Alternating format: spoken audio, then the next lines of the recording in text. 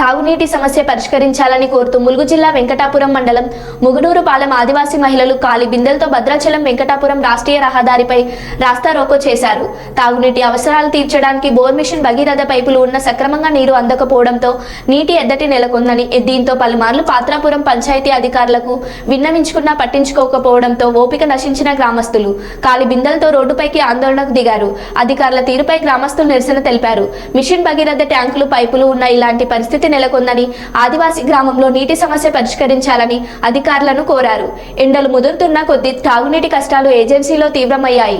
Machine Bhagiratha పథకం ద్వారా ఇంటింటికి నీరు అందిస్తామని చెప్పి ఇంతవరకు గ్రౌండ్ లెవెల్స్ లో ఆ పరిస్థితి కనిపించడం లేదని, పైప్ లైన్ లో సమస్య కారణంగా గ్రామాల్లో కనీసం వారానికి ఒకసారి నీళ్లు అందడం లేదని గ్రామస్తులు ఆరోపించారు.